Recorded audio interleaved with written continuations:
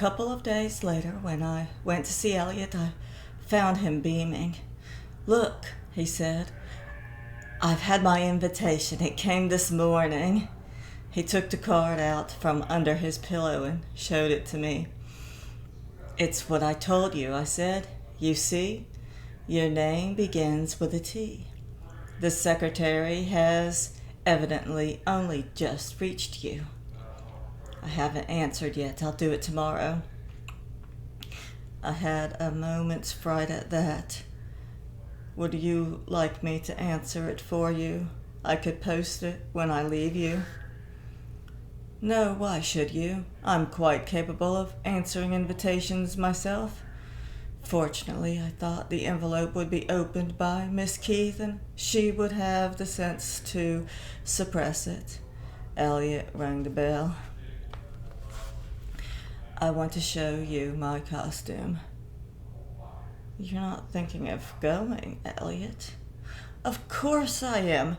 I haven't worn it since Beaumont's ball." Joseph answered the bell, and Elliot told him to bring the costume.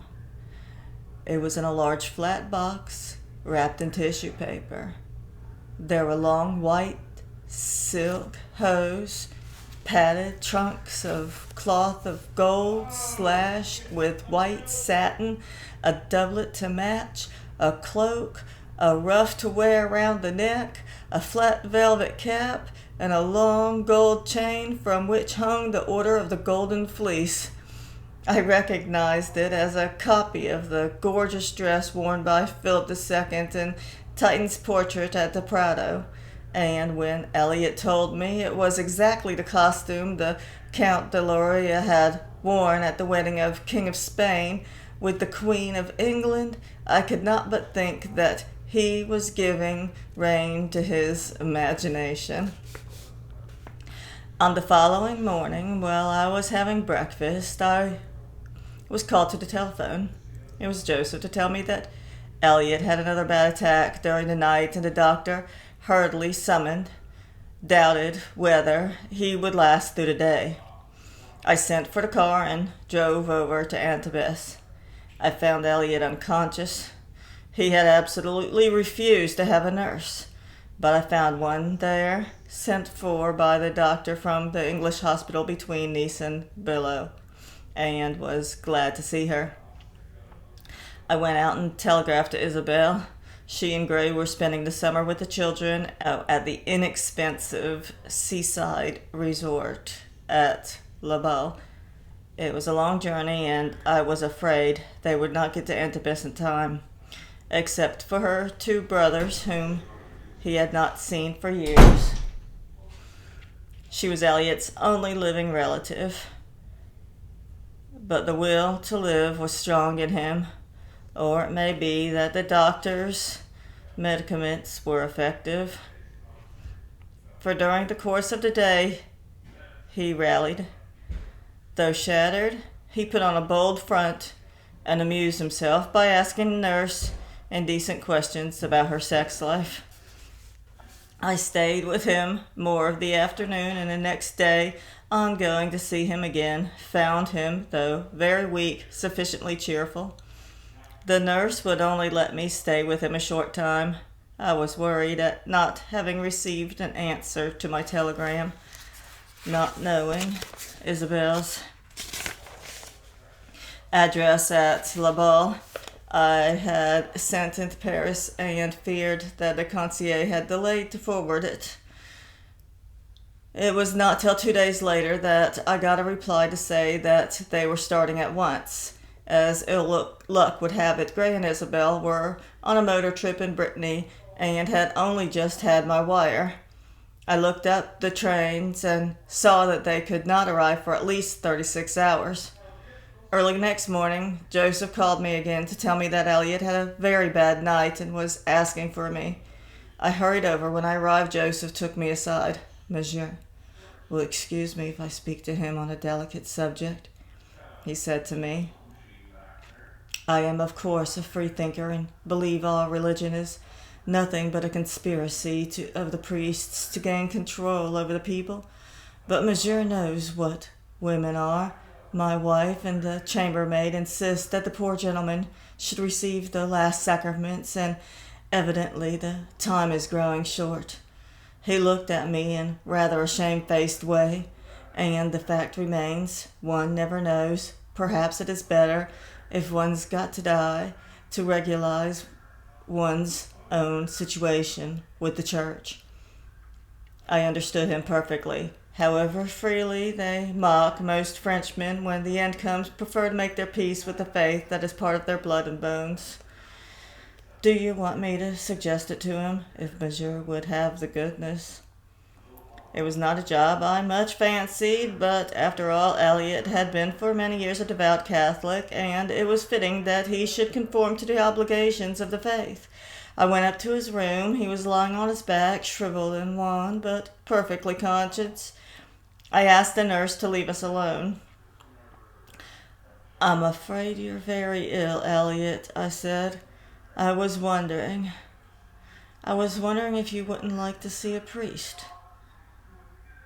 He looked at me for a minute without answering. "Do you mean to say I'm going to die?" "Oh, I hope not, but it's just as well to be on the safe side." "I understand." He was silent. It is a terrible moment when you have to tell someone what I had just told Elliot. I could not look at him. I clenched my teeth because I was afraid I was going to cry. I was sitting on the edge of the bed facing him with my arm outstretched for support. He patted my hand. "Don't be upset, my dear fellow. Noblesse oblige. You know," I laughed hysterically. "You ridiculous creature, Elliot." "That's better. Now call up the bishop and say I wish to make my confessions and receive extreme unction. I would be grateful if he'd send the Abbé Charles. He's a friend of mine." The Abbé Charles was the bishop's vicar general, whom I had occasion to meet before. I went downstairs and telephoned. I spoke to the bishop himself. "Is it urgent?" he asked. "Very. I will attend to it at once." The doctor arrived, and I told him what I had done. He went up with the nurse to see Elliot, and waited on the ground floor in the dining room. It's only 20 minutes' drive from Nice to Antibes, and a little more than half an hour later, black sedan drew up the door, and Joseph came to me. It's the bishop himself. I went out to receive him. He was not, as usual, accompanied by his vicar general, but why I did not know, by a young abbé who bore a basket that contained, I suppose, the utensils needed to administer the sacrament. The chauffeur followed with a shabby black valise. The bishop took hands with me and presented his companion. "How is our poor friend?" "I'm afraid he's very ill, Monseigneur." "Will you be obliged to show us into a room where we can enrobe?" "The dining room is here, Monseigneur, and the drawing room is on the next floor." "The dining room will do very well." I ushered him in. Joseph and I waited in the hall. Presently the door opened and the bishop came out, followed by the abbé holding both hands and the chalice surmounted by a little platter on which lay the consecrated wafer. They were covered by a cambric napkin so fine that it was transparent. I had never seen the bishop but at the dinner or luncheon party, and a very good trencherman he was, who enjoyed his food and a glass of good wine, telling funny and sometimes ribald stories with verse. He had struck me then as a sturdy, thicket man of no more than average height. Now, in surplice and stole, he looked not only tall but stately, his red face, puckered as a rule with malicious yet kindly laughter, was grave. There was in his appearance nothing left of the cavalry officer he had once been. He looked what indeed he was, a great dignitary of the church. I was hardly surprised to see Joseph cross himself. The bishop inclined his head in a slight bow. "Conduct me to the sick man," he said. I made my way for him to ascend the stairs before me, but he bade me precede him. We went up in solemn silence. I entered Eliot's room. "The bishop has come himself, Eliot." Eliot struggled to raise himself to a sitting position. "Monsignor, this is an honor I did not venture to expect." "Do not move, my friend." The bishop turned to the nurse and me. "Leave us." And then to the abbey. "I will call you when I am ready." The abbey glanced around, and I guessed that he was looking for a place to set down the chalice. I pushed aside the tortoiseshell-backed brushes on the dressing table. The nurse went downstairs, and I led the abbey into the adjoining room, which Eliot used as a study. The windows were open in the blue sky, and he went over and stood by one of them. I sat down. A race of stars was in the progress, and their sails gleamed dazzling white against the azure. A big schooner with a black hull and red sails spread was beating up against the breeze toward the harbor. I recognized her for a lobster boat bringing a catch from Sardinia to supply the gala dinners at the casinos with a fish course. Through the closed door, I could hear the muffled murmur of voices. Eliot was making his confession. I badly wanted a cigarette, but feared the abbey would be shocked if I lit one. He stood motionless, looking out, a slender young man, and his thick, waving black hair. His fine dark eyes and olive skin revealed his Italian origin. There was a quick fire in the south in his aspect, and I asked myself what urgent faith was burning desire had caused him to abandon the joys of life, the pleasures of his age, and the satisfaction of his senses to devote himself to the service of God. Suddenly the voices in the next room were still, and I looked at the door. It was opened, and the bishop appeared.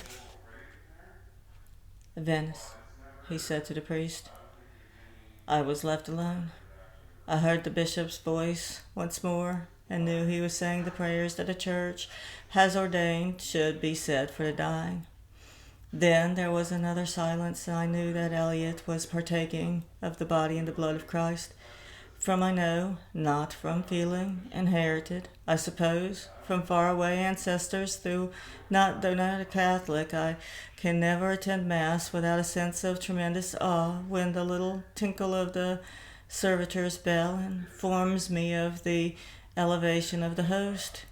And now, similarly, I shivered as though a cold wind ran through me. I shivered with fear and wonder. The door was opened once more. "You may come in," said the bishop. I entered. The abbey was spreading the cambric napkin over the cup, and the little gilt plate on which was concentrated wafer had laid. Eliot's eyes shone. "Conduct Monsignor to his car," he said. We descended the stairs. Joseph and the maids were waiting in the hall. The maids were crying. There were 3 of them, and one after another they came forward and, dropping to their knees, kissed the bishop's ring. He blessed them with 2 fingers. Joseph's wife nudged him in advance, fell to his knees too, and kissed the ring. The bishop smiled faintly. "You are a free thinker, my son." I could see Joseph making an effort over himself. "Yes, Monsignor. Do not let it trouble you. You have been a good and faithful servant to your master. God will overlook the errors of your understanding." I went out into the street with him and opened the door of his car. He gave me a bow and stepped in and smiled indulgently. "Our poor friend is very low. His defects were of the surface. He was generous of heart and kindly toward his fellow men."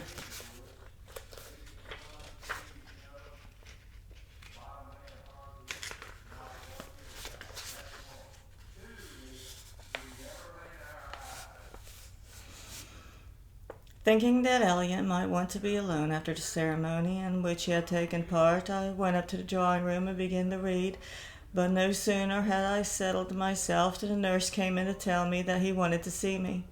I climbed a flight of stairs to his room, whether owing to a shot that the doctor had given him to help him support the ordeal before him, or whether from the excitement of it he was calmly cheerful and his eyes were bright. "A great honor, my dear fellow," he said. "I shall enter the kingdom of heaven with a letter of introduction from the Prince of Church. I fancy that all doors will be open to me." "I'm afraid you'll find the company very mixed," I smiled. "Don't you believe it, my dear fellow.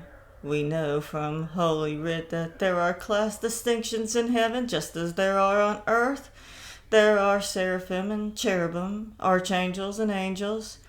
I have always moved in the best society in Europe, and I have no doubt that I shall move in the best society in heaven. Our Lord has said, 'The house of my Father hath many mansions.' It would be highly unsuitable to lodge in the hoity-toity in a way in which they're entirely unaccustomed." I suspect that Elliot saw the celestial habitations in the guise of the chateau of a Baron de Rothschild, with 18th century paneling on the walls, bull tables, marquetry cabinets, and Louis Quinze suites covered with their original petit-point.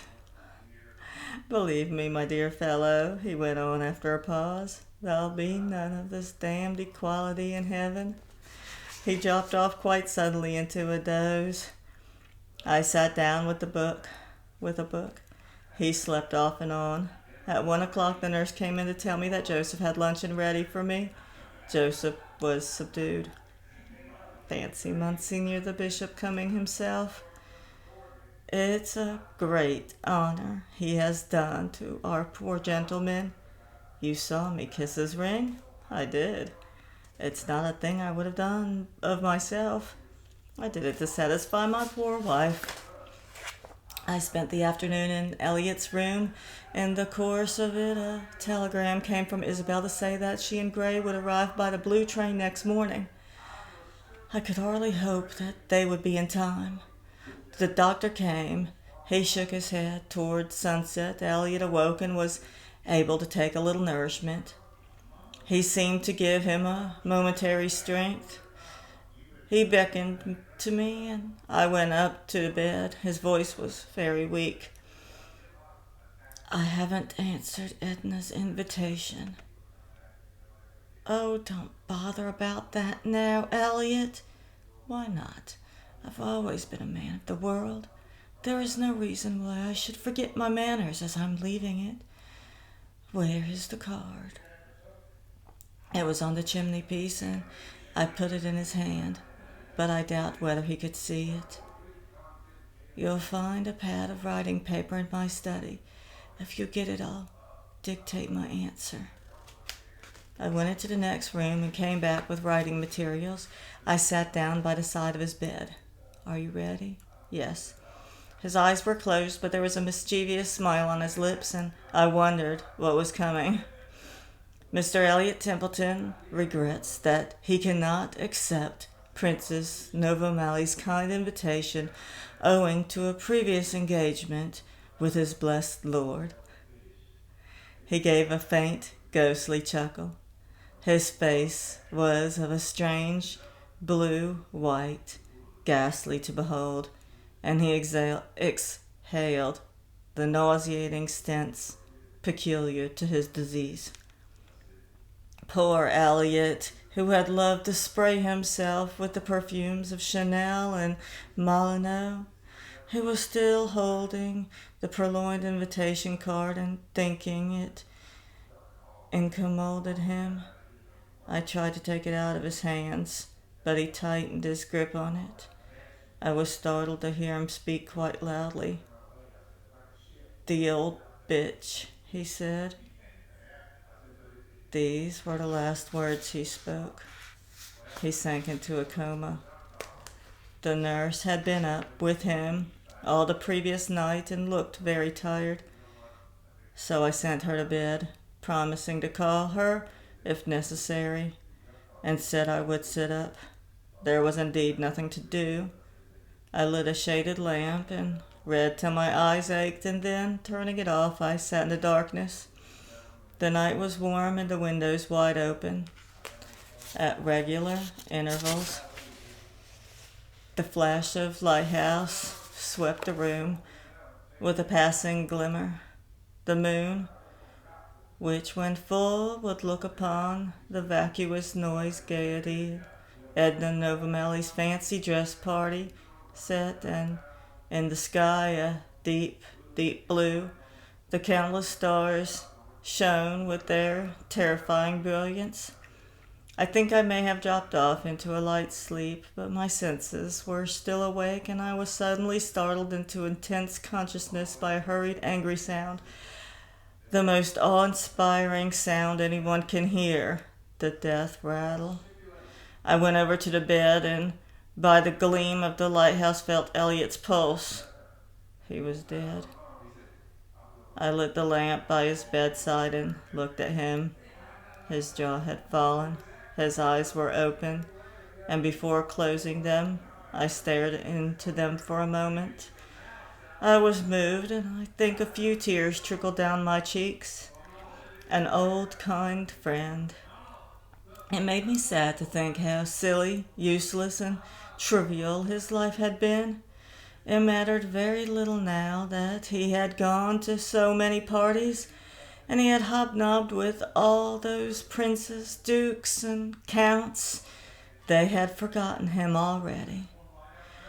I saw no reason to wake the exhausted nurse, so I returned to my chair by the window. I was asleep when she came in at 7. I left her to do whatever she thought fit and had breakfast.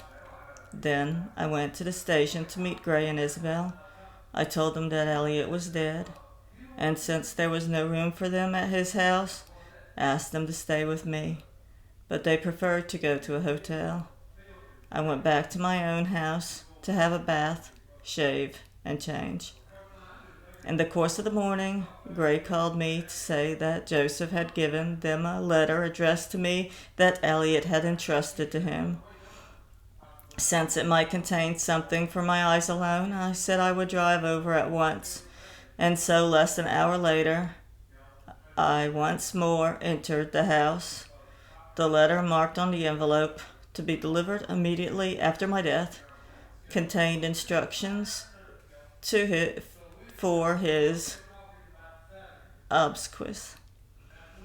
I knew that he had set his heart on being buried in the church that he had built, and I had already told Isabel. He wished to be embalmed and mentioned the name of the firm to which the commission should be given. I have made inquiries, he continued, and I am informed that they make a very good job of it. I trust you to see that it's not scamped.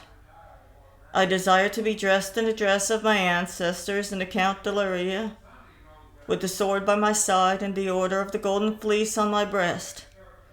I leave the choice of my coffin to you. It should be unpretentious, but suitable to my position.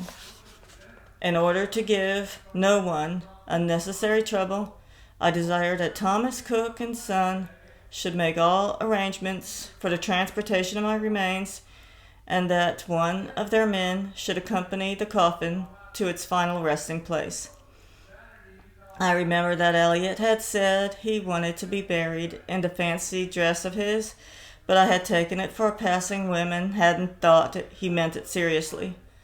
Joseph was insistent that his wishes be carried out, and there seemed no reason why they should not be.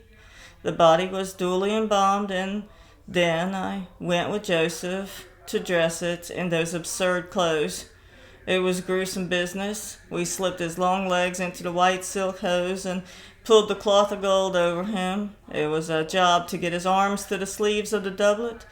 We fixed the great starched ruff and draped the satin cape over his shoulders. Finally, we placed the flat velvet cap on his head and the collar of the Golden Fleece around his neck. The embalmer had rouged rouged his cheeks and reddened his lips. Elliot, the costume too large now for His emaciated frame looked like a chorus man in an early opera of Vendi's. He said Don Quixote of the worthless purpose. When the undertaker's men had put him in the coffin, I laid the proprietor's sword down the length of his body between his legs, with his hands on the pommel, as I have seen his sword lay on the sculptured tomb of a crusader. Gray and Isabel went to Italy to attend the funeral.